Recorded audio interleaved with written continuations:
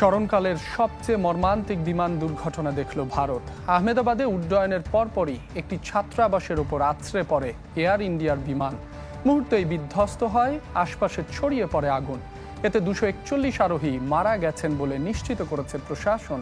তবে অলৌকিকভাবে বেঁচে গেছেন এক যাত্রী, প্রাণ গেছে মেডিকেল হোস্টেলের 5 শিক্ষার্থীর।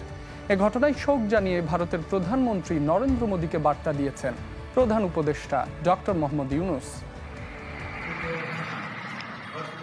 উড্ডয়নের কয়েক মিনিটের মাথায় আহমেদাবাদের মেঘানী নগরে এভাবে আছড়ে পড়ে এয়ার ইন্ডিয়ার বিমান। মুহূর্তেই চারপাশে ছড়িয়ে পড়ে আগুনের কুণ্ডলী। ক্রুসহ 242 আরোহী নিয়ে লোকালয়ে বিধ্বস্ত হয় লন্ডনের উদ্দেশ্যে যাত্রা করা বিমানটি। গিয়ে পড়ে একটি ছাত্রাবাসের ওপর। এ সময় আগুন ছড়িয়ে পড়ে আশপাশের ভবনে, পুড়ে ছাই হয়ে যায় রাস্তায় পার্ক করা গাড়িও। দ্রুত স্থানীয়দের সাথে উদ্ধার কাজে যোগ দেয় ফায়ার সার্ভিসের কর্মীরা। গুরুতর আহতদের নেওয়া হয় স্থানীয় সিভিল হাসপাতালে। জানা গেছে, বিধ্বস্ত AI-171 ফ্লাইটটিতে ছিলেন গুজরাটের সাবেক মুখ্যমন্ত্রী বিজয় রূপানী। इंसिडेंट बनने के विदिन 2-3 मिनट्स में पुलिस, बाकी सभी बॉडियां, सिविल एडमिनिस्ट्रेशन, कॉर्पोरेशन वगैरह सभी लोग आ गए थे। फायर फाइटर वगैरह स्थल पे हाजिर है। বিমানের যাত্রীদের মধ্যে 53 জন ব্রিটিশ, 7 পর্তুগিজ এবং একজন কানাডিয়ান বাদে বাকিরা ভারতীয়। ঘটনায় শোক প্রকাশ করেছেন ভারতের প্রধানমন্ত্রী নরেন্দ্র মোদী ও ব্রিটেনের প্রধানমন্ত্রী কিয়ার স্টারমার। শোক জানিয়ে নরেন্দ্র মোদীকে বার্তা দিয়েছেন প্রধান উপদেষ্টা doctor Mohammad Yunus. Air India জানায়, AI-171 ফ্লাইটটি উড্ডয়নের কয়েক সেকেন্ড পরেই পাইলটের থেকে শেষ সিগন্যাল আসে। ঘটনায় ক্ষতিগ্রস্ত সবার পরিবার এবং প্রিয়জনের প্রতি সমবেদনা জানিয়েছে সংস্থাটি। বিধ্বস্ত হওয়া বিমানটির মডেল বোয়িং 787-8 ড্রিম লাইনার।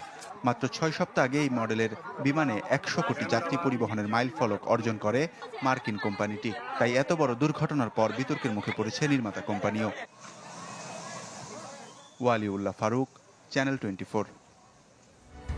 বিমান দুর্ঘটনায় বেঁচে ফেরার ঘটনা বিরল। তবে আহমেদাবাদে এয়ার ইন্ডিয়ান বিমান বিধ্বস্তের পর অলৌকিকভাবে বেঁচে ফিরেছেন এক যাত্রী। রক্তাক্ত অবস্থায় ঘটনাস্থলের পাশে ঘুরে বেড়াতে দেখা যায় তাকে। পরে চিকিৎসার জন্য নেওয়া হয় হাসপাতালে। আহমেদাবাদে স্মরণকালের ভয়াবহ বিমান দুর্ঘটনার পরই প্রশ্ন ওঠে হতাহতের প্রকৃত সংখ্যা নিয়ে। দুর্ঘটনার ভয়াবহতায় বিমানের কেউই বেঁচে নেই বলে ধারণা করা হয়। ঘণ্টা দুয়েকের ব্যবধানে আর কোনো আরোহী বেঁচে নেই বলে জানায় আহমেদাবাদ পুলিশ। তবে কিছুক্ষণ পর প্রকাশিত এক ভিডিওতে দেখা যায় অলৌকিকভাবে বেঁচে গেছেন এক যাত্রী। ঘটনাস্থলের আশপাশে রক্তাক্ত অবস্থায় ঘুরে বেড়াতে দেখা যায় তাকে। আহত অবস্থায় পরে নেওয়া হয় হাসপাতালে। ভারতীয় গণমাধ্যমের প্রতিবেদনে দাবি করা হয়, 11A নম্বর সিটে ছিলেন বেঁচে যাওয়া ওই ব্যক্তি। তার সাদা টি শার্ট আর গাঢ় রঙের প্যান্টে ছিল রক্তের দাগ, পুড়ে গেছে জামার সামান্য অংশও। দুর্ঘটনায় বিমানের 241 আরোহীর মৃত্যুর খবর নিশ্চিত করেছে স্থানীয় প্রশাসন। নিহতদের পরিচয় শনাক্তে কাজ করছে কর্তৃপক্ষ। ওয়ালিউল্লাহ ফারুক, চ্যানেল 24। আহমেদাবাদের বিমান বিধ্বস্ত হওয়ার আরও খবর জানবো। ভারত থেকে যুক্ত হচ্ছেন সহকর্মী শুভজিৎ পুতদুণ্ড। শুভজিৎ, অলৌকিকভাবে একজন বেঁচে ফিরেছেন, তার চিকিৎসার সবশেষ খবর জানতে চাই। পাশাপাশি এই মর্মান্তিক দুর্ঘটনার সবশেষ কি তথ্য রয়েছে আপনার কাছে? দেখুন, যিনি বেঁচে গিয়েছেন বিশ্বাস কুমার রমেশ, তিনি ভর্তি আছেন সিভিল হাসপাতালে আহমেদাবাদে। সেখানে কিন্তু আজকে কিছুক্ষণ এবং ভূপেন্দ্র প্যাটেল, আহমেদাবাদের মুখ্যমন্ত্রী গুজরাটের, তিনি এসেছিলেন এবং তারা তার সাথে দেখা করেছেন, কথা বলেছেন এবং তিনি কিন্তু অনেকটাই স্বাভাবিক। চিকিৎসকরা বলছে তিনি একেবারেই যে ধরনের পেশেন্ট তাদের কাছে আসছে সেই তুলনায় তিনি যে বেঁচে গিয়েছেন তার কিন্তু চোট আঘাত অতীব সামান্য এবং তিনি কিন্তু স্বাভাবিকভাবেই রয়েছেন। যে ছবি দেখা গিয়েছে সেখানে কিন্তু দেখা গিয়েছিল তিনি নিজের পায়ে হেঁটেই তিনি অ্যাম্বুলেন্সে ওঠেন এবং এই মুহূর্তে তিনি হাসপাতালে চিকিৎসাধীন রয়েছে। যে পরিস্থিতি রয়েছে চিকিৎসকরা বলছে হয়তো আগামীকালই তাকে ছেড়ে দেওয়া হতে পারে। অন্যদিকে অমিত শাহ কিছুক্ষণ আগে যে সংবাদ সম্মেলন করেছে সেখানে কিন্তু তিনি বলেছেন যে এলাকায় এই দুর্ঘটনা ঘটে সেখানে কিন্তু প্রায় 1.5 লক্ষ লিটার জ্বালানি নিয়ে বিমানটি দুর্ঘটনাগ্রস্ত হয়। ফলে সেই এলাকার তাপমাত্রা সাময়িকভাবে অনেকটাই বেড়ে গিয়েছিল এবং সেখানে যারা ছিলেন তাদের বাঁচানোর কোনো সুযোগ, যারা বিপর্যয় মোকাবেলা বাহিনীর থেকে যারা ছিলেন সেই সুযোগ তারা পাননি। ফলে একটা তাদের তরফ থেকে তারা কিন্তু হতাশা প্রকাশ করেছে। অন্যদিকে তিনি যেটা বলছেন যে তদন্ত শুরু হয়েছে, তদন্ত কমিটি শুরু করে দেওয়া হয়েছে এবং তদন্তের কাজ যত দ্রুত সম্ভব শেষ করার কথা সেটার থেকেও কিন্তু নির্দেশ দেওয়া হয়েছে কেন্দ্রীয় কেন্দ্রীয় সরকারের তরফ থেকে। পাশাপাশি যেটা খবর সেটা বারবার করে বলা হচ্ছিল যে এই যে তদন্ত প্রক্রিয়া তার সাথে কিন্তু আমেরিকান বোয়িং কোম্পানি তারা যুক্ত হতে চাইছেন, এবং তার সাথে যেহেতু ব্রিটিশ একাধিক নাগরিক তারা এই দুর্ঘটনায় মৃত্যু হয়েছে, প্রায় 53 জনের মৃত্যু হয়েছে, তার ফলে কিন্তু ব্রিটিশ যে সংস্থা একাধিক এই ধরনের বিষয়ক সংস্থা যারা এই তদন্ত কাজে সংযুক্ত থাকতে পারে বা ব্রিটিশ সরকার পর্যাপ্ত তথ্য দিতে পারে, সেই সংস্থাগুলো কিন্তু ব্রিটিশ সরকার চাইছে এই তদন্ত প্রক্রিয়ার সঙ্গে যুক্ত হোক। সব মিলিয়ে কিন্তু তদন্তের যে গতি প্রকৃতি সেটা কিন্তু অনেক দূরই এগিয়েছে, এবং আজকের মধ্যেই বলা হচ্ছে যে তদন্ত কমিটি তার কিন্তু একটা পূর্ণাঙ্গ ছবি পাওয়া যাবে, এবং এই তদন্ত যে শেষ হওয়ার যে গতি প্রকৃতি সেটা কিন্তু বলা হচ্ছে যে ফ্লাইট ডেটা রেকর্ডার রিকভারি হয়েছে এবং ককপিট ভয়েস রেকর্ডার দুটোই কিন্তু রিকভারি হয়েছে। সেক্ষেত্রে সেই দুটোকেই কিন্তু ফরেন্সিক যে ল্যাব সেই ল্যাবে পাঠানো হবে, এবং ফরেন্সিক ল্যাবের পরে তাদের যে তথ্য উপাত্ত বিশ্লেষণ করে কিন্তু খুব দ্রুতই কেন্দ্রীয় সরকারের হাতে, অর্থাৎ বলা হচ্ছে যে খুব সময় 1 মাসের কম সময়ের মধ্যে এই যে তদন্ত প্রক্রিয়া রিপোর্ট সেই রিপোর্ট কিন্তু জমা করতে বলা হয়েছে। পাশাপাশি টাটা, অর্থাৎ আপনি জানেন যে এই ড্রিম লাইনার এই মুহূর্তে কিন্তু যে এয়ারবাস সমেত টোটা এয়ার ইন্ডিয়া সেটা কিন্তু কভার করেছে টাটা, ভারতের টাটা কোম্পানি। সেই টাটা কিন্তু ঘোষণা দিয়েছে প্রত্যেক যাত্রী যারা নিহত হয়েছেন তাদের 1 কোটি টাকা করে ক্ষতিপূরণ দেওয়া হবে, এবং যেসব ক্ষয়ক্ষতি হয়েছে বেসামরিক ক্ষয়ক্ষতি সবকিছুর যারা ক্ষতিপূরণ তারা বিয়ার করবে। পাশাপাশি কেন্দ্রীয় সরকারের পক্ষ থেকে কিন্তু বলা হয়েছে আহত বা নিহত যারা রয়েছেন তাদের চিকিৎসা এবং তাদের ক্ষতিপূরণের ব্যাপারে কেন্দ্রীয় সরকার বিবেচনা করবে, তাদের পাশে কেন্দ্রীয় সরকার সবসময়ের জন্য থাকবে। অন্যদিকে আর একটা বলার যে গুজরাটের যে সাবেক মুখ্যমন্ত্রী তিনি কিন্তু তিনি নিহত হয়েছে, এবং সেই বিষয়ে কিন্তু ইতিমধ্যেই কিন্তু তার পরিবারকে জানানো হয়েছে। ফলে সব মিলিয়ে কিন্তু নিহতের সংখ্যা সেটা কিন্তু বলা হচ্ছে যে 200 বা 250-র কাছাকাছি ইতিমধ্যেই পৌঁছিয়েছে। অনেক মৃতদেহ কিন্তু এখনো পর্যন্ত শনাক্তকরণের কাজ চলছে, এবং ডিএনএ স্যাম্পল যে জোগাড় করার কাজ সেটাও কিন্তু চূড়ান্ত পর্যায়ে রয়েছে। সব মিলিয়ে কেন্দ্রীয় সরকার বা রাজ্য সরকারের তরফ থেকে তাদের যে পরিমাণে সহযোগিতা সম্ভব সেই সহযোগিতা কিন্তু করা হচ্ছে, এবং যারা আত্মীয় স্বজন যারা রয়েছে তাদের কাছে ডিএনএ স্যাম্পলের মাধ্যমে তাদের সহযোগিতার আশ্বাস সেটা কিন্তু কেন্দ্রীয় সরকার চেয়ে পাঠিয়েছে। রাপি। শুভজিৎ, আপনাকে ধন্যবাদ। ভারত থেকে বিমান দুর্ঘটনার সবশেষ খবর জানাচ্ছিলেন শুভজিৎ পুততুণ্ড। কি কারণে আহমেদাবাদে মর্মান্তিক দুর্ঘটনা তা জানতে শুরু হয়েছে অনুসন্ধান। বিশেষজ্ঞদের মতে উড্ডয়নের পরপরই কয়েকটি পাখির আঘাতে বিধ্বস্ত হতে পারে এয়ার ইন্ডিয়ার বিমানটি। আহমেদাবাদেই প্রথমবারের মতো বিধ্বস্ত হলো বোয়িং 787 মডেলের কোনো বিমান। এ ঘটনা মনে করিয়ে দিচ্ছে ভারতের ইতিহাসে ভয়াবহ বিমান দুর্ঘটনাগুলোর স্মৃতি। ছাত্রাবাসের টেবিলে পড়ে আছে না খাওয়া খাবার। বৃহস্পতিবার দুপুরে এয়ার ইন্ডিয়ার বিমানটি আঘাত আনার সময় ক্যান্টিনে দুপুরের খাবার সারছিলেন শিক্ষার্থীরা। গুজরাটের আহমেদাবাদে 242 আরোহী নিয়ে সরাসরি একটি ছাত্রাবাসের উপর আছড়ে পড়ে বিমানটি। এতে যাত্রীদের পাশাপাশি করুণ পরিণতি নেমে আসে সেখানকার শিক্ষার্থীদের ভাগ্যেও। প্রাণ যায় বেশ কয়েকজনের। কি কারণে এমন মর্মান্তিক দুর্ঘটনা তা অনুসন্ধানে শুরু হয়েছে তদন্ত। বিশেষজ্ঞদের মতে উড্ডয়নের পরপরই পাখির সাথে সংঘর্ষ হতে পারে বিমানটির, যে কারণে উড্ডয়নের জন্য যথেষ্ট পরিমাণ শক্তি হারিয়ে ফেলে বিমানটি। বিবিসির তথ্য মতে আহমেদাবাদেই প্রথমবারের মতো বোয়িং 787 মডেলের কোনো বিমান এভাবে বিধ্বস্ত হলো। 14 বছর আগে চালু হওয়া মডেলটি কয়েক সপ্তাহ আগে 1 বিলিয়ন যাত্রী বহনের মাইল ফলক অর্জন করে। চালিয়েছে প্রায় 50 লাখ ফ্লাইট, উড়েছে 3 কোটি ঘন্টারও বেশি সময়। এদিকে আহমেদাবাদের এই দুর্ঘটনা ভারতের ইতিহাসে ভয়াবহ বিমান দুর্ঘটনাগুলোর মর্মান্তিক স্মৃতি সামনে এনেছে। 1996 সালে হরিয়ানার চরখি দাদ্রিতে বিশ্বের অন্যতম ভয়াবহ বিমান সংঘর্ষের ঘটনা ঘটে। প্রাণ যায় 2 বিমানে থাকা 349 জনের। 2010 সালের 22 মে দুবাই থেকে আসা এয়ার ইন্ডিয়া এক্সপ্রেসের ফ্লাইট 812 বিমানবন্দরে অবতরণের সময় রানওয়ে থেকে ছিটকে খাদে পড়ে যায়। নিহত হয় 166 আরোহীর 158 জন। এয়ার ইন্ডিয়ার সবশেষ বড় দুর্ঘটনা ঘটে 2020 সালে। কেরালার কেঝিকোর বিমানবন্দরে বৃষ্টি ভেজা রানওয়েতে অবতরণের সময় ঘটে দুর্ঘটনা, মৃত্যু হয় 17 জনের। মাসুম রাব্বি, চ্যানেল 24। লন্ডনে প্রধান উপদেষ্টা ডক্টর মোহাম্মদ ইউনূস ও বিএনপির ভারপ্রাপ্ত চেয়ারম্যান তারেক রহমানের বৈঠক আগামীকাল। স্থানীয় সময় সকাল 11টায় শুরু হতে পারে আলোচিত এ বৈঠক। বিএনপি নেতাদের আশা, এ বৈঠকের মাধ্যমে ফিরবে গণতন্ত্র। জানান আলোচনায় গুরুত্ব পাবে জাতীয় নির্বাচন, এছাড়া সংস্কার নিয়েও আলোচনা হবে। এদিকে বাকিংহাম প্যালেসে রাজা তৃতীয় চার্লসের সাথে একান্ত সাক্ষাৎ করেছেন ডক্টর মোহাম্মদ ইউনূস। স্থানীয় সময় বিকেলে মর্যাদাপূর্ণ পুরস্কার the Kings Charles Harmony Award দেওয়া হয় প্রধান উপদেষ্টাকে। বিশ্ব শান্তি, সম্প্রীতি ও সহমর্মিতায় অবদানের স্বীকৃতি হিসেবে দেওয়া হয় এই পুরস্কার। এর আগে জাতিসংঘ মহাসচিব বান কি মুনকে দেওয়া হয়েছিল এই সম্মাননা।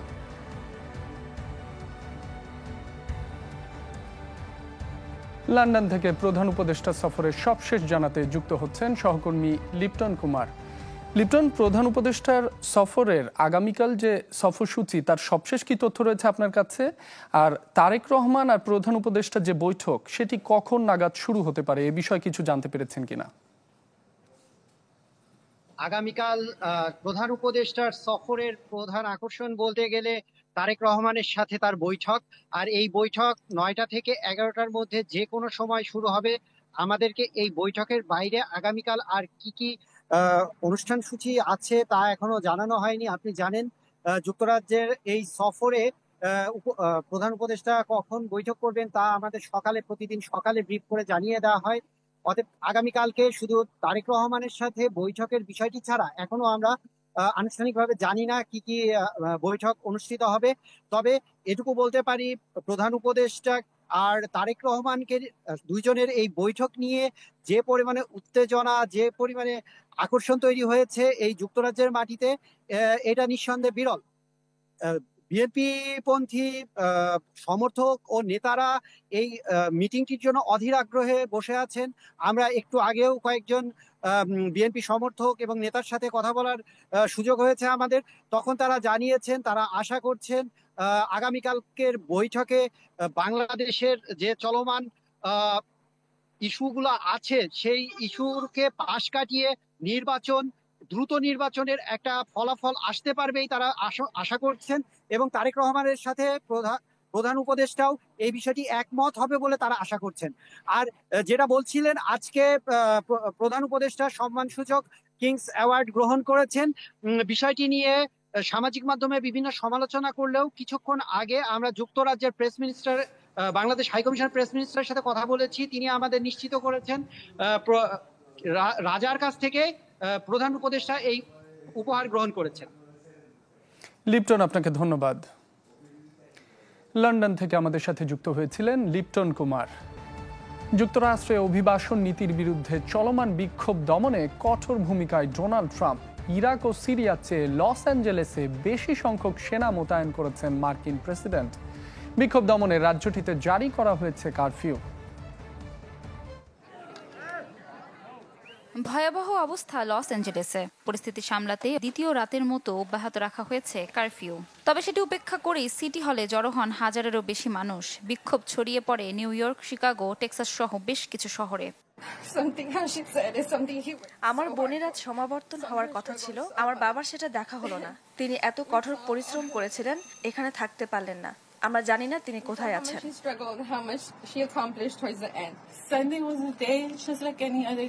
খুব ভোরে উঠে আমার স্বামী কাজ করতে বের হয়েছেন। কল্পনাও করিনি ওটাই তার সাথে আমার শেষ দেখা। তাকে ধরে নিয়ে যাওয়া হয়েছে, এখনো কোনো খোঁজ পাইনি।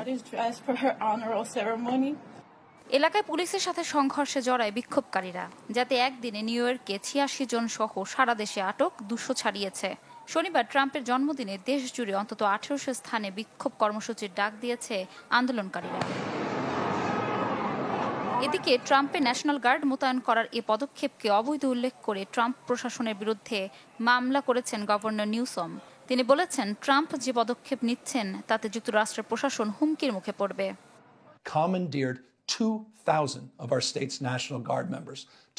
ট্রাম্প অবৈধভাবে এবং কোনো কারণ ছাড়াই ন্যাশনাল গার্ডের সদস্যকে রাস্তায় মোতায়েন করেছেন। এটি নির্লজ্জ আচরণ এবং ক্ষমতার অপব্যবহার। তিনি জনগণ এবং অফিসারদের ঝুঁকিতে ফেলেছেন। অবৈধ অভিবাসীদের বিরুদ্ধে কঠোর পদক্ষেপ গ্রহণ ছিল ট্রাম্পের অন্যতম নির্বাচনী প্রতিশ্রুতি। গত জানুয়ারিতে হোয়াইট হাউসে দ্বিতীয় মেয়াদে ফেরার পরপরই অভিবাসীদের বিরুদ্ধে শুরু হয় নানা পদক্ষেপ। ইপসিতা জামান, চ্যানেল 24। ইসরায়েলি নির্লজ্জ বর্বরতায় গাজায় যেন ফিলিস্তিনিদের মৃত্যুর মিছিল। একদিনে উপত্যকাটিতে আরও 120 জনকে হত্যা করল জায়নবাদী সেনারা। লাগাতার হামলায় আহত হয়েছে আরও 474 জন, যাদের মধ্যে শুধু ত্রাণ নিতে গিয়ে ঝরেছে অন্তত 57 ফিলিস্তিনির প্রাণ। এ নিয়ে 2 সপ্তাহে ত্রাণ দেওয়ার নামে ডেকে 224 জন ফিলিস্তিনিকে হত্যা করেছে আইডিএফ। আহত হয়েছেন আরও 1858 জন। এ নিয়ে গাজায় চলমান ইসরায়েলি আগ্রাসনে প্রাণহানি 55,000 ছাড়িয়েছে। আহত হয়েছে আরও 1,27,000 জনের বেশি।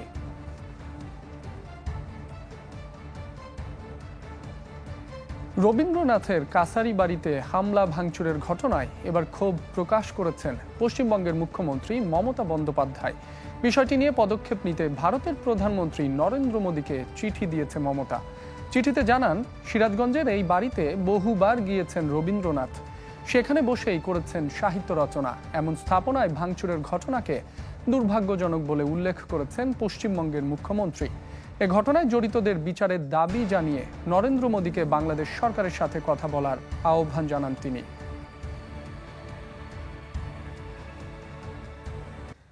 দক্ষিণ কোরিয়ায় বেড়েছে সৌন্দর্য কেন্দ্রিক পর্যটন, যাকে কেন্দ্র করে $25 বিলিয়ন ব্যবসা দাঁড় করিয়েছে দেশটি। আর রপ্তানির মূল বাজার পশ্চিমা দেশগুলো। সৌন্দর্য শিল্পকে কাজে লাগিয়ে দক্ষিণ কোরিয়ায় বেড়েছে পর্যটন। শুধুমাত্র ত্বকের যত্ন ও সৌন্দর্য বাড়াতে 1000 মাইল পাড়ি দিয়ে দেশটির পথে লাখো মানুষ। 2010-এর দশকে কে বিউটির সাথে পরিচিত হয় পুরো বিশ্ব। এরপর থেকে গ্লাস স্কিনে তরুণীদের আকর্ষণ করতে বিভিন্ন ব্র্যান্ডের পণ্য বাজারে আনে তারা। পাশাপাশি বাড়ে প্লাস্টিক সার্জারি, লেজার, ফিলার ও বোটক্সের মতো প্রক্রিয়াগুলো। স্ট্যাটিস্টার তথ্য বলছে, প্রতি বছর প্রায় 1 লাখ মানুষ দেশটিতে ভ্রমণ করে সৌন্দর্য বর্ধনের কাজে।